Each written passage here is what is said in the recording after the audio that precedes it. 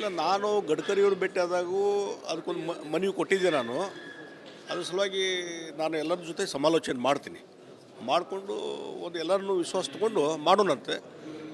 ನಗರದ ಅಭಿವೃದ್ಧಿ ದೃಷ್ಟಿಯಿಂದ ಏನೇನು ಕೆಲಸ ಕಾರ್ಯಗಳಾಗಬೇಕು ಅದಕ್ಕೆಲ್ಲ ಒತ್ತು ಕೊಟ್ಟು ಮಾಡೋಣ. ಸಂಸದನಾಗಿ ನಾನು ಮಾಡ್ತೀನಿ. ಬೆಳಗಾವಿಯಲ್ಲಿ ಟ್ರಾಫಿಕ್ ಜಾಮ್ ಸಿಕ್ಕಾಪಟ್ಟೆ ಆಗಿತ್ತು ಸರ್. ಅದೊಂದು ಆದರೆ ಗಾಂಧಿನಗರದಿಂದ ನೇರವಾಗಿ ಚೆನ್ನಮ್ಮಗೆ 7.5 ಕಿಲೋಮೀಟರ್ ಬರ್ಬೋದು ಅಂತ ಫ್ಲೈಓವರ್ ಆಗಿತ್ತು ಸರ್. ನಿತಿನ್ ಗಡ್ಕರಿ ಅವರು ಕಳೆದ ಅವಧಿಯಲ್ಲಿ ಬಂದು ಘೋಷಣೆ ಮಾಡಿದ್ರು. ಇಲ್ಲ, ಅದಕ್ಕೆ ನಾನು ಹಿಂದೊಮ್ಮೆ ನಾನು ಫಸ್ಟ್ ಟೈಮ್ ಬಿಟ್ಟಾದಾಗ ನಿತಿನ್ ಗಡ್ಕರಿ ಕೊಂಡು ಸಮಾಲೋಚನೆ ಮಾಡಿದ್ದೀನಿ. ಇನ್ನೊಮ್ಮೆ ಇಲ್ಲಿ ಶಾಸಕರು ಮತ್ತು ಯಾರ್ಯಾರು ಇಲ್ಲಿ ಭಾಗದ ಪ್ರಮುಖರಿದ್ದಾರೆ ಎಲ್ಲರ ಜೊತೆ ಸಮಾಲೋಚನೆ ಮಾಡಿಕೊಂಡು ನಿತಿನ್ ಗಡ್ಕರಿ ಭೇಟಿಯಾಗಿ ಅದನ್ನು ಕನ್ವಿನ್ಸ್ ಮಾಡುವಂಥ ಕೆಲಸ ನಾವು ಮಾಡ್ತೀವಿ. ಏನು ಅಭಿಪ್ರಾಯ ಇಲ್ಲ, ಯಾಕಂದ್ರೆ ಬೆಳವಣಿಗೆ ನಡೀತಾ ಇದ್ದಾವೆ. ಅದಕ್ಕೆ ಇವತ್ತಿನ ನಾಳೆ ಅದು ಸರಿ ಆಗ್ತದೆ ಅನ್ನುವಂಥ ವಿಶ್ವಾಸದಲ್ಲಿ ನಾವಿದ್ದೇವೆ. ಸಮಸ್ಯೆ ಇದೆ, ನಾ ಇಲ್ಲ ಅಂತ ಹೇಳೋದಿಲ್ಲ, ಸಮಸ್ಯೆ ಇದೆ. ಇದೊಂದು ರಾಜಕೀಯ ಪಕ್ಷ, ಆ ಸಮಸ್ಯೆಗಳು ಇವತ್ತಿನ ನಾಳೆ ಬಗೆಹರಿತವೆ, ಆ ವಿಶ್ವಾಸ ನನಗಿದೆ. ನೋಡಿರಿ, ಇವತ್ತು ಭಾರತೀಯ ಜನತಾ ಪಾರ್ಟಿ ಭಾಳ ದೊಡ್ಡದಾಗಿ ಬೆಳೆದ್ಬಿಟ್ಟದೆ. ಈಗ ಇಡೀ ಜಗತ್ತಿನಲ್ಲಿ ಹೈಯೆಸ್ಟ್ ಮೆಂಬರ್ಸ್ ಇರುವಂಥ ಪಾರ್ಟಿ ಅದು ಭಾರತೀಯ ಜನತಾ ಪಾರ್ಟಿ. ಹೀಗಾಗಿ ಆ ಹಿಡಿತಲ್ಲ, ಸಮಸ್ಯೆಗಳು ಇರ್ತವೆ, ಅದಕ್ಕೂ ಒಂದು ಹಂತಕ್ಕೆ ಎಲ್ಲ ಸಾಲ್ವ್ ಆಗ್ತವೆ. ನನಗೆ ಈಗ ನಾನು ವೈಯಕ್ತಿಕವಾದಂಥ ಟೀಕೆ ಟಿಪ್ಪಣಿ ನಡೆದ ಇದ್ದಾವೆ, ಅದಕ್ಕೆ ಸಮಸ್ಯೆ ಆಗಿದೆ. ಅದಕ್ಕಾಗಿ ಅದನ್ನು ಬಗೆಹರಿಸುವಂಥ ಕೆಲಸ ಕೇಂದ್ರದ ವರಿಷ್ಠರು ಮಾಡ್ತಾರೆ.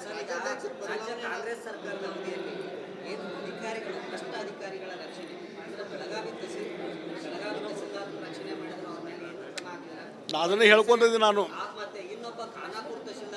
ಹೇಳಿದಿಲ್ಲ ರೀ. ಇಲ್ಲಿ ಇಡೀ ರಾಜ್ಯದಲ್ಲಿ ಬೆಳಗಾವದಲ್ಲಿ ಭ್ರಷ್ಟಾಚಾರ ತುಂಬಿ ತುಳುಕ್ತಾ ಇದೆ. ಸರ್ಕಾರದ ಕಚೇರಿಗಳು ಭ್ರಷ್ಟಾಚಾರದ ಕೂಪುಗಳಾಗಿದ್ದಾವೆ ಮತ್ತು ಅಧಿಕಾರಿಗಳ ಮೇಲೆ ಒತ್ತಡದ ಮೇಲೆ ಕೆಲಸ ಮಾಡ್ತಾಯಿದ್ದಾರೆ. ಇವತ್ತು ಇಲ್ಲಿ ಬೆಳಗಾವಿಯಲ್ಲಿ ನಡೆದಂಥ ಏನೊಂದು ಒತ್ತಡದ ಕೆಲಸ ಮತ್ತು ಲಂಚ ಇವೆಲ್ಲ ಕೇಳಿದ್ರಿಂದ ಸುಸೈಡ್ ಮಾಡುವಂಥ ಪರಿಸ್ಥಿತಿ ನಿರ್ಮಾಣ ಆಗಿದೆ. ಹೀಗಾಗಿ ಮತ್ತು ಯಾರು ಭ್ರಷ್ಟಿದ್ದಾರೆ, ಯಾರು ತಪ್ಪು ಮಾಡಿದ್ದಾರೆ, ಅಪರಾಧ ಸ್ಥಾನದಲ್ಲಿದ್ದಾರೆ, ಅವ್ರನ್ನ ಮತ್ತೆ ಅವ್ರಿಗೆ ಗೌರವ ಕೊಡುವಂಥ ಕೆಲಸವೂ ಇಲ್ಲಿ ಆಗ್ತಾಯಿದೆ. ಇದಕ್ಕೆ ನಾನು ಪ್ರೊಟೆಸ್ಟ್ ಮಾಡಿದ್ದೀನಿ ಮತ್ತು ಎಲ್ಲಿ ಹೇಳಬೇಕು ಅದನ್ನು ಹೇಳಿದ್ದೀನಿ ನಾನು.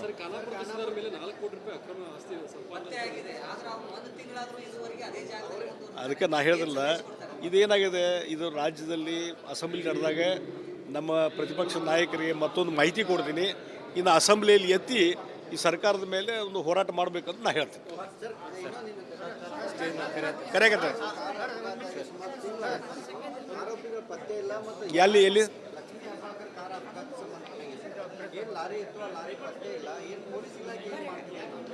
ಅಲ್ಲ, ಅದಕ್ಕೆ ಇದೆಲ್ಲ ನೋಡ್ರಿ, ಒಂದು ಆಡಳಿತ ಬಿಗಿ ಹೋಗಿದ್ರಿಂದ ಇಡೀ ರಾಜ್ಯದಲ್ಲಿ ಸಿದ್ದರಾಮಯ್ಯನವರು ಈಗ ಅಲೂಪ್ ಆಗಿಬಿಟ್ಟಿದ್ದಾರೆ. ಹೀಗಾಗಿ ಒಂದು ಆಡಳಿತದ ಬಿಗಿ ಹೋಗಿದೆ, law and order situation worst ಆಗಿದೆ. ಆ ಹಿನ್ನೆಲೆಯಲ್ಲಿ ಇವೆಲ್ಲ ಘಟನೆ ನಡೀತಾವೋ, ಅದೇ ರೀತಿ ಹೆಬ್ಬಾಳ್ಕರ್ ಕಾರಿಂದು ಏನು ಆಕ್ಸಿಡೆಂಟ್ ಆಯಿತು ಅದ್ರ ಬಗ್ಗೆ ಸಂಪೂರ್ಣ ತನಿಖೆ ಆಗಬೇಕಂತ ಒತ್ತಾಯವನ್ನು ನಾನು ಮಾಡ್ತೀನಿ. ಇಲ್ಲ, ನಾನು ಗಡ್ಕರಿಯವರು ಭೇಟಿಯಾದಾಗೂ ಅದಕ್ಕೊಂದು ಮನವಿ ಕೊಟ್ಟಿದ್ದೆ ನಾನು. ಅದ್ರ ಸಲುವಾಗಿ ನಾನು ಎಲ್ಲರ ಜೊತೆ ಸಮಾಲೋಚನೆ ಮಾಡ್ತೀನಿ. ಮಾಡಿಕೊಂಡು ಒಂದು ಎಲ್ಲರನ್ನೂ ವಿಶ್ವಾಸ ತಗೊಂಡು ಮಾಡೋಣಂತೆ. ನಗರದ ಅಭಿವೃದ್ಧಿ ದೃಷ್ಟಿಯಿಂದ ಏನೇನು ಕೆಲಸ ಕಾರ್ಯಗಳಾಗಬೇಕು ಅದಕ್ಕೆಲ್ಲ ಒತ್ತು ಕೊಟ್ಟು ಮಾಡೋಣ. ಸಂಸದನಾಗಿ ನಾನು ಮಾಡ್ತೀನಿ. ಬೆಳಗಾವಿಯಲ್ಲಿ ಟ್ರಾಫಿಕ್ ಜಾಮ್ ಸಿಕ್ಕಾಪಟ್ಟೆ ಆಗಿತ್ತು ಸರ್. ಅದೊಂದು ಆದರೆ ಗಾಂಧಿನಗರದಿಂದ ನೇರವಾಗಿ ಚೆನ್ನಮ್ಮಗೆ 7.5 ಕಿಲೋಮೀಟರ್ ಬರ್ಬೋದು ಅಂತ ಫ್ಲೈಓವರ್ ಆಗಿತ್ತು ಸರ್. ನಿತಿನ್ ಗಡ್ಕರಿ ಅವರು ಕಳೆದ ಅವಧಿಯಲ್ಲಿ ಬಂದು ಘೋಷಣೆ ಮಾಡಿದ್ರು. ಇಲ್ಲ, ಅದಕ್ಕೆ ನಾನು ಹಿಂದೊಮ್ಮೆ ನಾನು ಫಸ್ಟ್ ಟೈಮ್ ಬಿಟ್ಟಾದಾಗ ನಿತಿನ್ ಗಡ್ಕರಿ ಕೊಂಡು ಸಮಾಲೋಚನೆ ಮಾಡಿದ್ದೀನಿ. ಇನ್ನೊಮ್ಮೆ ಇಲ್ಲಿ ಶಾಸಕರು ಮತ್ತು ಯಾರ್ಯಾರು ಇಲ್ಲಿ ಭಾಗದ ಪ್ರಮುಖರಿದ್ದಾರೆ ಎಲ್ಲರ ಜೊತೆ ಸಮಾಲೋಚನೆ ಮಾಡಿಕೊಂಡು ನಿತಿನ್ ಗಡ್ಕರಿ ಭೇಟಿಯಾಗಿ ಅದನ್ನು ಕನ್ವಿನ್ಸ್ ಮಾಡುವಂಥ ಕೆಲಸ ನಾವು ಮಾಡ್ತೀವಿ. ಏನು ಅಭಿಪ್ರಾಯ ಇಲ್ಲ, ಯಾಕಂದ್ರೆ ಬೆಳವಣಿಗೆ ನಡೀತಾ ಇದ್ದಾವೆ. ಅದಕ್ಕೆ ಇವತ್ತಿನ ನಾಳೆ ಅದು ಸರಿ ಆಗ್ತದೆ ಅನ್ನುವಂಥ ವಿಶ್ವಾಸದಲ್ಲಿ ನಾವಿದ್ದೇವೆ. ಸಮಸ್ಯೆ ಇದೆ, ನಾ ಇಲ್ಲ ಅಂತ ಹೇಳೋದಿಲ್ಲ, ಸಮಸ್ಯೆ ಇದೆ. ಇದೊಂದು ರಾಜಕೀಯ ಪಕ್ಷ, ಆ ಸಮಸ್ಯೆಗಳು ಇವತ್ತಿನ ನಾಳೆ ಬಗೆಹರಿತವೆ, ಆ ವಿಶ್ವಾಸ ನನಗಿದೆ. ನೋಡಿರಿ, ಇವತ್ತು ಭಾರತೀಯ ಜನತಾ ಪಾರ್ಟಿ ಭಾಳ ದೊಡ್ಡದಾಗಿ ಬೆಳೆದ್ಬಿಟ್ಟದೆ. ಈಗ ಇಡೀ ಜಗತ್ತಿನಲ್ಲಿ ಹೈಯೆಸ್ಟ್ ಮೆಂಬರ್ಸ್ ಇರುವಂಥ ಪಾರ್ಟಿ ಅದು ಭಾರತೀಯ ಜನತಾ ಪಾರ್ಟಿ. ಹೀಗಾಗಿ ಆ ಹಿಡಿತಲ್ಲ, ಸಮಸ್ಯೆಗಳು ಇರ್ತವೆ, ಅದಕ್ಕೂ ಒಂದು ಹಂತಕ್ಕೆ ಎಲ್ಲ ಸಾಲ್ವ್ ಆಗ್ತವೆ. ನನಗೆ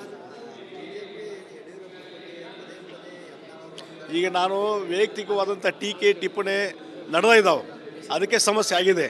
ಅದಕ್ಕಾಗಿ ಅದನ್ನು ಬಗೆಹರಿಸುವಂಥ ಕೆಲಸ ಕೇಂದ್ರದ ವರಿಷ್ಠರು ಮಾಡ್ತಾರೆ.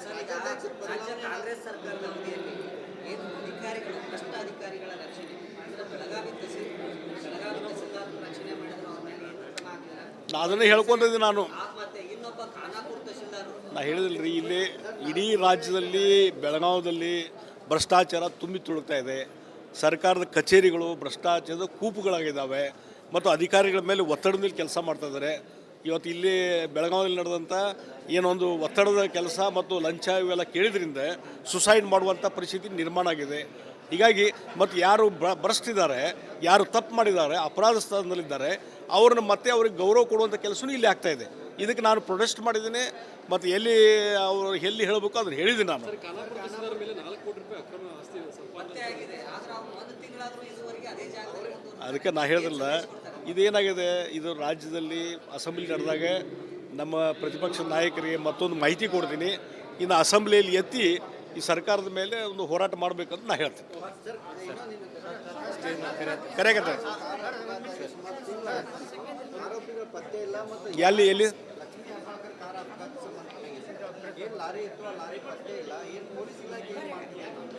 ಅಲ್ಲ, ಅದಕ್ಕೆ ಇದೆಲ್ಲ ನೋಡ್ರಿ, ಒಂದು ಆಡಳಿತ ಬಿಗಿ ಹೋಗಿದ್ರಿಂದ ಇಡೀ ರಾಜ್ಯದಲ್ಲಿ ಸಿದ್ದರಾಮಯ್ಯನವರು ಈಗ ಅಲೂಪಾಗಿಬಿಟ್ಟಿದ್ದಾರೆ. ಹೀಗಾಗಿ ಒಂದು ಆಡಳಿತದ ಬಿಗಿ ಹೋಗಿದೆ, law and order situation worst ಆಗಿದೆ. ಆ ಹಿನ್ನೆಲೆಯಲ್ಲಿ ಇವೆಲ್ಲ ಘಟನೆ ನಡೀತಾವೋ. ಅದೇ ರೀತಿ ಹೆಬ್ಬಾಳ್ಕರ್ ಕಾರಿಂದು ಏನು ಆಕ್ಸಿಡೆಂಟ್ ಆಯಿತು ಅದ್ರ ಬಗ್ಗೆ ಸಂಪೂರ್ಣ ತನಿಖೆ ಆಗಬೇಕಂತ ಒತ್ತಾಯವನ್ನು ಮಾಡ್ತೀನಿ. ಇಲ್ಲ, ನಾನು ಗಡ್ಕರಿಯವರು ಭೇಟಿ ಆದಾಗೂ ಅದಕ್ಕೊಂದು ಮನವಿ ಕೊಟ್ಟಿದ್ದೆ ನಾನು. ಅದ್ರ ಸಲುವಾಗಿ ನಾನು ಎಲ್ಲರ ಜೊತೆ ಸಮಾಲೋಚನೆ ಮಾಡ್ತೀನಿ. ಮಾಡಿಕೊಂಡು ಒಂದು ಎಲ್ಲರನ್ನೂ ವಿಶ್ವಾಸ ತಗೊಂಡು ಮಾಡೋಣಂತೆ. ನಗರದ ಅಭಿವೃದ್ಧಿ ದೃಷ್ಟಿಯಿಂದ ಏನೇನು ಕೆಲಸ ಕಾರ್ಯಗಳಾಗಬೇಕು ಅದಕ್ಕೆಲ್ಲ ಒತ್ತು ಕೊಟ್ಟು ಮಾಡೋಣ ಸಂಸದನಾಗಿ ನಾನು ಮಾಡ್ತೀನಿ. ಸರ್, ಬೆಳಗಾವಿಯಲ್ಲಿ ಟ್ರಾಫಿಕ್ ಜಾಮ್ ಸಿಕ್ಕಾಪಟ್ಟೆ ಆಗಿತ್ತು ಸರ್. ಅದೊಂದು ಆದರೆ ಗಾಂಧಿನಗರದಿಂದ ನೇರವಾಗಿ ಚೆನ್ನಮ್ಮಗೆ 2.5 ಕಿಲೋಮೀಟರ್ ಬರ್ಬೋದು ಅಂತ ಒಂದು ಫ್ಲೈಓವರ್ ಆಗಿತ್ತು. ನಿತಿನ್ ಗಡ್ಕರಿ ಅವರು ಕಳೆದ ಅವಧಿಯಲ್ಲಿ ಬಂದು ಘೋಷಣೆ ಮಾಡಿದ್ರು. ಇಲ್ಲ, ಅದಕ್ಕೆ ನಾನು ಹಿಂದೊಮ್ಮೆ ನಾನು ಫಸ್ಟ್ ಟೈಮ್ ಬಿಟ್ಟಾದಾಗ ನಿತಿನ್ ಗಡ್ಕರಿ ಕೊಂಡು ಸಮಾಲೋಚನೆ ಮಾಡಿದ್ದೀನಿ. ಇನ್ನೊಮ್ಮೆ ಇಲ್ಲಿ ಶಾಸಕರು ಮತ್ತು ಯಾರ್ಯಾರು ಇಲ್ಲಿ ಭಾಗದ ಪ್ರಮುಖರಿದ್ದಾರೆ ಎಲ್ಲರ ಜೊತೆ ಸಮಾಲೋಚನೆ ಮಾಡಿಕೊಂಡು ನಿತಿನ್ ಗಡ್ಕರಿ ಭೇಟಿಯಾಗಿ ಅದನ್ನು ಕನ್ವಿನ್ಸ್ ಮಾಡುವಂಥ ಕೆಲಸ ನಾವು ಮಾಡ್ತೀವಿ. ಏನು ಅಭಿಪ್ರಾಯ ಇಲ್ಲ, ಯಾಕಂದ್ರೆ ಬೆಳವಣಿಗೆ ನಡೀತಾ ಇದ್ದಾವೆ. ಅದಕ್ಕೆ ಇವತ್ತಿನ ನಾಳೆ ಅದು ಸರಿ ಆಗ್ತದೆ ಅನ್ನುವಂಥ ವಿಶ್ವಾಸದಲ್ಲಿ ನಾವಿದ್ದೇವೆ. ಸಮಸ್ಯೆ ಇದೆ, ನಾ ಇಲ್ಲ ಅಂತ ಹೇಳೋದಿಲ್ಲ, ಸಮಸ್ಯೆ ಇದೆ. ಇದೊಂದು ರಾಜಕೀಯ ಪಕ್ಷ, ಆ ಸಮಸ್ಯೆಗಳು ಇವತ್ತಿನ ನಾಳೆ ಬಗೆಹರಿತವೆ, ಆ ವಿಶ್ವಾಸ ನನಗಿದೆ. ನೋಡಿರಿ, ಇವತ್ತು ಭಾರತೀಯ ಜನತಾ ಪಾರ್ಟಿ ಭಾಳ ದೊಡ್ಡದಾಗಿ ಬೆಳೆದ್ಬಿಟ್ಟದೆ. ಈಗ ಇಡೀ ಜಗತ್ತಿನಲ್ಲಿ ಹೈಯೆಸ್ಟ್ ಮೆಂಬರ್ಸ್ ಇರುವಂಥ ಪಾರ್ಟಿ ಅದು ಭಾರತೀಯ ಜನತಾ ಪಾರ್ಟಿ. ಹೀಗಾಗಿ ಆ ಹಿಡಿತಲ್ಲ, ಸಮಸ್ಯೆಗಳು ಇರ್ತವೆ, ಅದಕ್ಕೂ ಒಂದು ಹಂತಕ್ಕೆ ಎಲ್ಲ ಸಾಲ್ವ್ ಆಗ್ತವೆ. ನನಗೆ ಈಗ ನಾನು ವೈಯಕ್ತಿಕವಾದಂಥ ಟೀಕೆ ಟಿಪ್ಪಣಿ ನಡೆದ ಇದ್ದಾವೆ, ಅದಕ್ಕೆ ಸಮಸ್ಯೆ ಆಗಿದೆ. ಅದಕ್ಕಾಗಿ ಅದನ್ನು ಬಗೆಹರಿಸುವಂಥ ಕೆಲಸ ಕೇಂದ್ರದ ವರಿಷ್ಠರು ಮಾಡ್ತಾರೆ.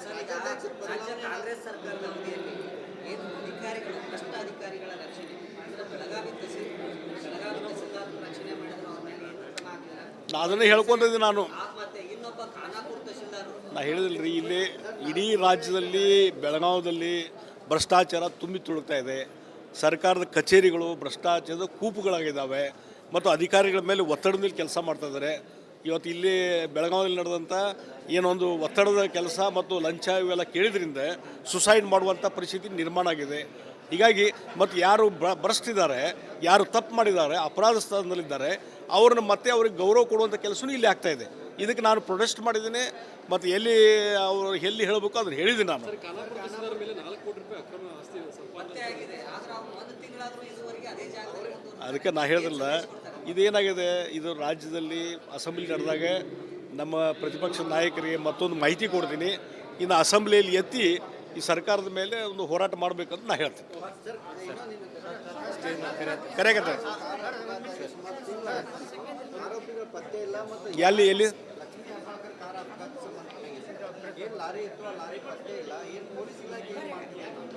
ಅಲ್ಲ, ಅದಕ್ಕೆ ಇದೆಲ್ಲ ನೋಡ್ರಿ, ಒಂದು ಆಡಳಿತ ಬಿಗಿ ಹೋಗಿದ್ರಿಂದ ಇಡೀ ರಾಜ್ಯದಲ್ಲಿ ಸಿದ್ದರಾಮಯ್ಯನವರು ಈಗ ಅಲೂಪಾಗಿಬಿಟ್ಟಿದ್ದಾರೆ. ಹೀಗಾಗಿ ಒಂದು ಆಡಳಿತದ ಬಿಗಿ ಹೋಗಿದೆ, law and order situation worst ಆಗಿದೆ. ಆ ಹಿನ್ನೆಲೆಯಲ್ಲಿ ಇವೆಲ್ಲ ಘಟನೆ ನಡೀತಾವೋ. ಅದೇ ರೀತಿ ಹೆಬ್ಬಾಳ್ಕರ್ ಕಾರಿಂದು ಏನು ಆಕ್ಸಿಡೆಂಟ್ ಆಯಿತು ಅದ್ರ ಬಗ್ಗೆ ಸಂಪೂರ್ಣ ತನಿಖೆ ಆಗಬೇಕಂತ ಒತ್ತಾಯವನ್ನು ಮಾಡ್ತೀನಿ.